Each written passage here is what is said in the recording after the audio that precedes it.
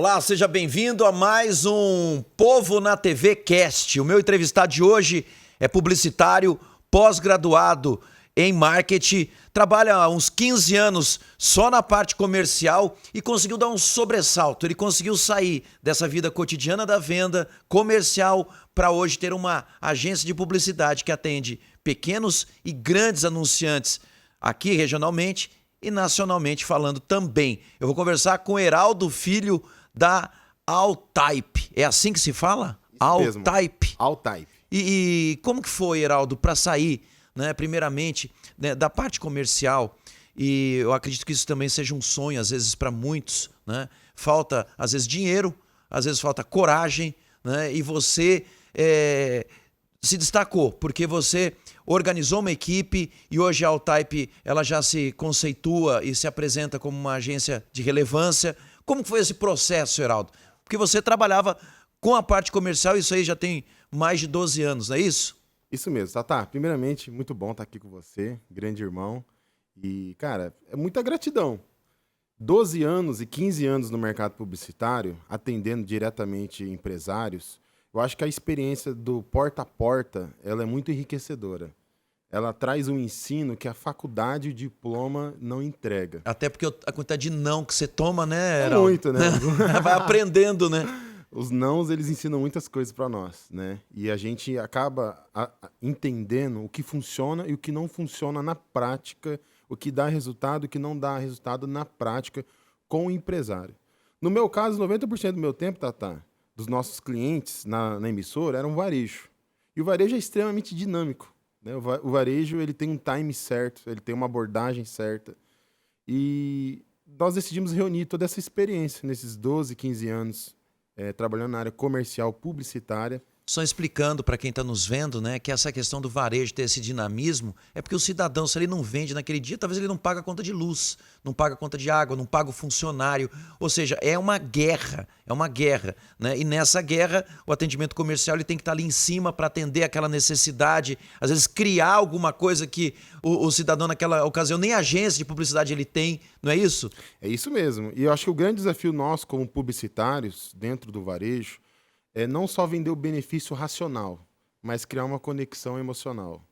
Eu acho que quando a gente consegue entregar uma campanha que no primeiro momento você cria uma conexão emocional e logo depois você pavimenta para uma entrega de um benefício racional, é uma comunicação efetiva, né? E o varejo, hoje, ele exige isso de nós, né? Não só entregar promoção, não só entregar oferta, mas criar uma conexão real, criar uma conexão emocional e logo depois disso uma cauda longa vir e entregar ali uma questão promocional e uma oferta. Agora, dessa época, né, do porta a porta, do vendedor Heraldo no carrinho, né, visitando bairros, comércios diversos, o que ficou de experiência, o que ficou de lembrança assim, mais forte para você? Teve algum caso, alguma situação que você se recorda? Diferente? Sim, teve várias situações, né? Eu acho que assim, teve situações difíceis, muitas vezes de estar com um carro ali na oficina, várias semanas, ter que trabalhar de ônibus, fazer visita de ônibus, né?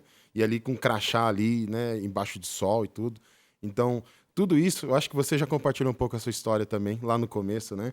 Então, embaixo do sol, andando de ônibus, falei, cara, será que um dia minha vida vai mudar? Será que isso que eu estou fazendo hoje, lá na frente, eu vou olhar para trás, né? E com gratidão, né? Que tudo isso passou. Então, isso foram ensinos que trouxeram muitos princípios, né? De consistência, de constância, de perseverança, né? De você manter um foco, né? E hoje, acima de tudo, Tatá, eu vejo que nós temos que entender de jornada de compra, entender o comportamento do consumidor. E eu acho que esse porta a porta, ele trouxe um pouco desse backstage, de como roda um comércio, né? De qual é a expectativa e frustração que o empresário vive. E a gente entender um pouco a linguagem e como atender esse comerciante, esse empresário, no tempo certo, né?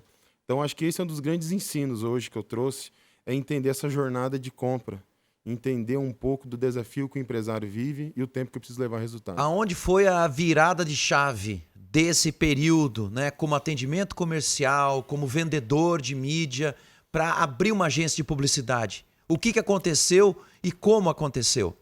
Tatá, eu trabalhei muito tempo no veículo de comunicação, Trabalhando no veículo de comunicação, a gente tem uma visão privilegiada do mercado, porque você olha de uma ponta o cliente, você olha de outro lado prestadores de serviços de comunicação, e aí a gente vai enxergando alguns gaps ou alguns espaços que poderiam ser ocupados, né? Principalmente aqui no nosso estado, eu percebi que existia um espaço aberto para uma agência focada em varejo, né? Claro que a gente tem ótimas agências que produzem conteúdos maravilhosos para o varejo, mas eu entendi que existia um espaço para se posicionar como uma agência exclusiva para o varejo. E observando algumas oportunidades de atendimento, de criação publicitária, eu acho que o grande desafio de uma praça local é você olhar para uma praça nacional que tem grandes produções, que muitas vezes tem uma estrutura, um escopo de verba muito maior, e falar assim, como que eu vou reproduzir parte dessa qualidade desse material? Como eu me adapto? Como me adapto numa realidade local, com orçamentos menores. E aí eu acho que é o grande desafio, porque você produzir uma campanha que chame a atenção com uma verba milionária, com uma arrecadação nacional, é uma coisa. Outra coisa é você produzir uma peça publicitária numa realidade local, numa praça menor, com verba limitada.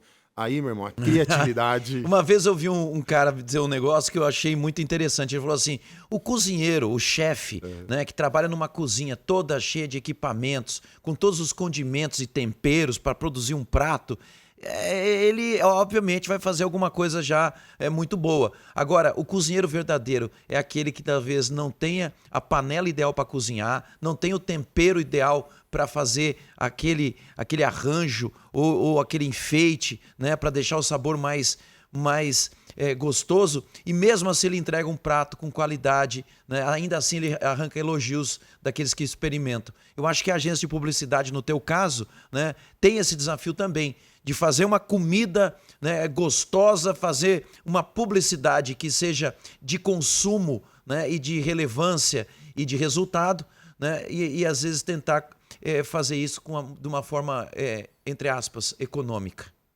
Eu acho que assim, engraçado que o mercado de 15 anos atrás para o mercado de hoje, antigamente as grandes produções, elas traziam um certo peso de engajamento.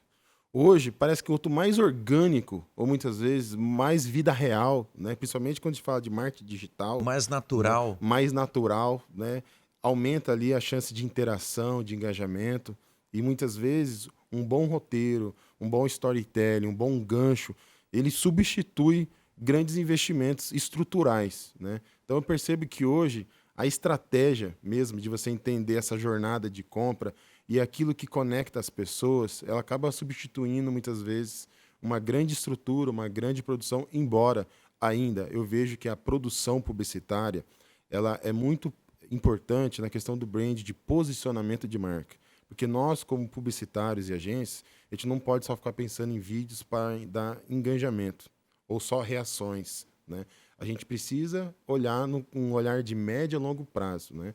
E aí, de fato, construir uma marca, falar de brand, é uma outra conversa muito mais profunda do que apenas gerar reações e conversões em tempo real no marketing digital. Falando em reações, conversões, né, e falando nessa modernidade, a gente hoje tem a IA. Não é? Nós temos a inteligência artificial e aí você tem um monte de concorrente, né, que às vezes nem é publicitário, criando campanha, criando roteiro, criando vídeos, né, às vezes já produzindo o vídeo nem usando atores, né, não precisa nem gastar com casting. E aí, como lidar com essa nova realidade, né, para entregar uma publicidade que gere resultado? Muito interessante você tocar nesse ponto, Tata. Em junho do ano passado, o Google lançou ali a IA de geração de vídeo, o VEO3, né? E na primeira semana que chegou no Brasil, nós já assinamos, né? E engraçado que há um pouco menos de um ano atrás, se você lançar um vídeo 100% criado em IA, é algo totalmente inovador, né? Agora, em 2026, a tendência o diferencial vai se tornar cada vez mais humano, porque o acesso à IA está tão grande e popularizou tanto, porque o desafio agora, o diferencial, não vai ser criar um conteúdo de inteligência artificial, é humanizar, é conectar pessoas. E o jeito certo que eu vejo que a IA está caminhando para ser utilizada, não é você criar um vídeo totalmente do zero, totalmente artificial, que não vai conectar com pessoas ou com uma persona ali que é totalmente abstrata. É você mesclar captação real, pessoas reais e trazer um acabamento. Há um pouco menos de um mês atrás, nós produzimos uma campanha de televisão que nós poupamos muita iluminação, muitos efeitos especiais. Nós não tiramos a humanidade de trazer uma captação real, mas colocamos a inteligência artificial para aperfeiçoar a estética, a estrutura. Eu acho que esse é o caminho de 2026 para frente que vai enganjar a IA. Até porque os algoritmos de TikTok, Instagram, eles já identificam quando existe uma locução de IA, quando é um vídeo totalmente artificial, e ele já não entrega da mesma forma quando tem uma pessoa de fato falando e trazendo um conteúdo mais humanizado. Agora, você hoje toca a tua agência junto com a tua esposa, né? E você é um legendário.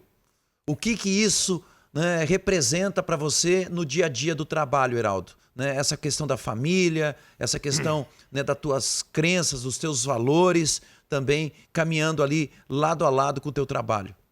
Tá, eu acho que a empresa ela acaba sendo uma extensão do nosso caráter, dos nossos valores, né? Eu acho que a galera que convive comigo diariamente ali, acho que eles podem, né, testar um pouco do que a gente vive, né? Eu acho que foi um grande sonho viver em família ali, né? Hoje eu e minha esposa estamos 100% focados na agência, né? E eu acho que eu sou muito idealista, né? Então, quando a gente cria uma empresa, não pensa só em dar lucro, em ganhar dinheiro, mas construir uma visão, construir uma cultura. E eu sei que isso é uma coisa que é tijolo por tijolo, a médio e longo prazo.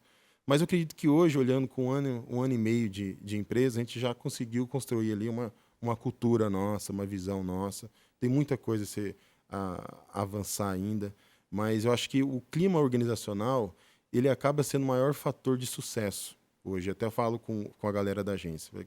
Não adianta ser um sucesso lá fora, ser reconhecido lá fora, e vocês que estão aqui dentro, a gente convive 10 horas por dia, né?